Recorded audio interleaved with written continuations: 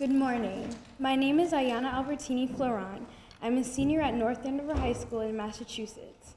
First and foremost, I would like to say a very big thank you to the class of 1966 and all others for giving us this wonderful opportunity as a gift from one generation to another.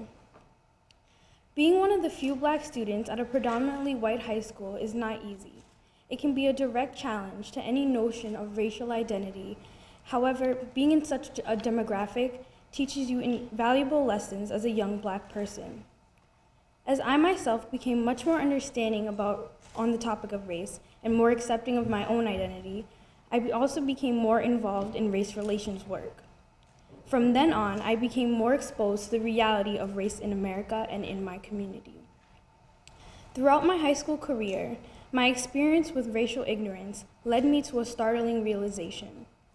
I realized the racism of my generation that's prevalent in towns similar to mine isn't really as hate-based as those of previous generations. Rather, it's mostly due to pure ignorance. They just don't know, a thought that was going on in the back of my mind during many class discussions. This type of ignorance leaves space for young people to pick up the prevailing ignorances, prejudices, and ugly views about race. Racism is so deeply embedded in the fabric of America that young people assume these views unthinkingly. If people witnessing this do not speak up, the vicious cycle continues.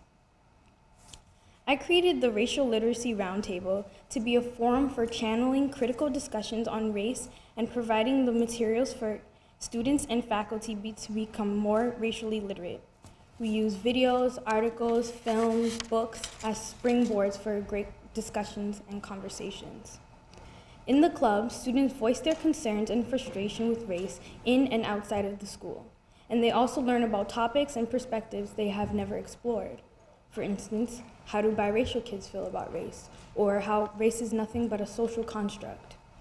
Too often in America, any conversations we have on this topic involve talking past each other, and instead of really understanding and listening to the perspective of both sides. Just the very presence of my club in the school has forced students to rethink race and have conversations on things that were previously considered taboo but were allowed to silently fester. In addition, many minority students in my school and other schools refuse to accept or acknowledge their racial identity due to the presence of a white majority. This is also known as internalized racism. Due to my own experiences with this, I planned a workshop for minority girls, which is set to take place next month, in an effort to help girls break down racial stereotypes and build confidence. Being at my school has given me a unique opportunity to work with both sides. Not that I always agree, but I do listen. I believe the greatest factor in alleviating racial tensions is to have a conversation, and this is a message I try to carry out throughout my school.